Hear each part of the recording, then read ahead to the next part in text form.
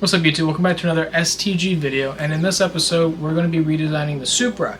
I got a comment a while ago about someone wanting me to redesign the, I believe it's the Mark 5 GR Supra, and I decided, well, might as well let the man see what he wants to see, so I went on ahead and designed the front, the sides, and the rear.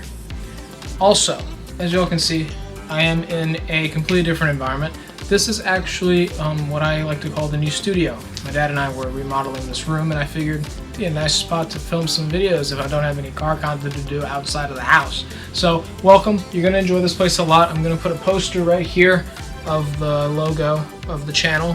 Maybe some cabinet or something here with some cars, little car toys and stuff. I don't know. Still planning on it. I know X got me the poster, but I'm also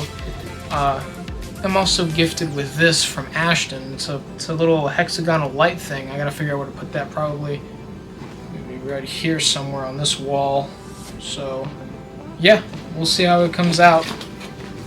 But for now, this is what we got. Now for the Supra, for the front end of it, with the Mark 5, it's a very pointy car, but the rear is very scrunched. So I made an effort to kind of even out the look of the car, because it just kind of looks like it's like something hit it from the rear and just pushed it all forward.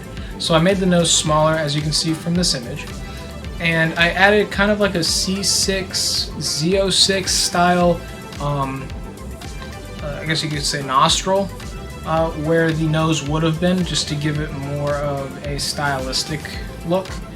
Instead of just having a vacant space there, which would take up a lot of negative space. I added the Supra badge instead of the Toyota badge because I think the Supra wording looks better than just the Toyota logo. For the grille, I wanted to go for more of a traditional Mark IV Supra look. I decided to go ahead and do that, but also offsetting the huge grille with some little bars in between to make it look a little bit more fitting for the style that I went for. Also, this is my cat, Amber. She's sometimes shy, and she doesn't like being picked up like this, so I'm gonna let her down now. Sorry, she was scratching my chair, so I had to show you a mild intermission. Like what I was saying for the grille, I added these bars to split it up a little bit, and I added the GR logo, the redesigned custom GR logo, that I would say would look pretty good on something that was designed like this. And I also included the side vents. Made them a little small, and I added some DRLs, kind of like the Camaro. I don't know, I got so used to designing Chevys, I just kind of incorporated that into this. Not that I'm going full American on y'all on a JDM car, but nevertheless, I think it looks pretty good. I'm looking over here because this is where I have the image. It's on my phone, but essentially, what's left? The headlights pretty much stayed the same. I did make them a little bit smaller because they were really long in the original Mark 5 design. Overall, that's pretty much it. Obviously, since I did get rid of the nose, the hood kind of stops at a certain point and goes down. You'll see that more with the profile of the car, the side of the car, you'll see that. With the front end, I just kind of wanted to show you all what it looked like, instead of just showing you all specific three-dimensional angles. But overall, I think this does prove the point, and it shows you all what I think a better-looking Mark 5 Supra would look like if I was a chief designer at Toyota. Now moving on to the sides, we have here what I can only describe as a Mark 5 Supra. I didn't really change the outline of the car that much, but what I did do is change a few things. For example, a Mark 4, I guess you could say a brake cooling duct, kind of like the C7s. I know I keep talking about the C7s, but they're just such a cool car. Yeah, that's what I went for. I went for a Mark 4 style brake cooling duct.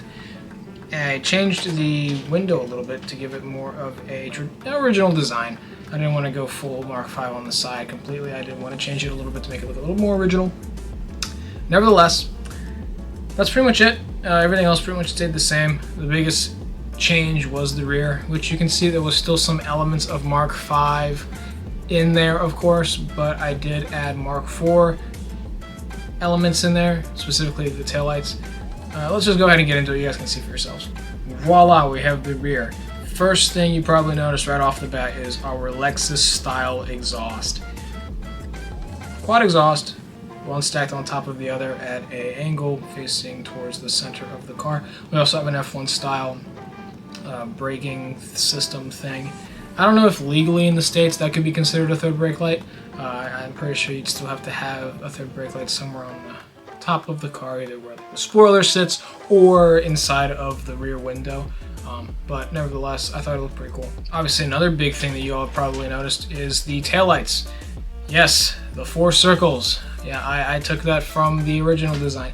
I don't know how it would look on a more modern looking taillight, but I figured I would put it in there and see how it would fare. And honestly, I think it looks alright.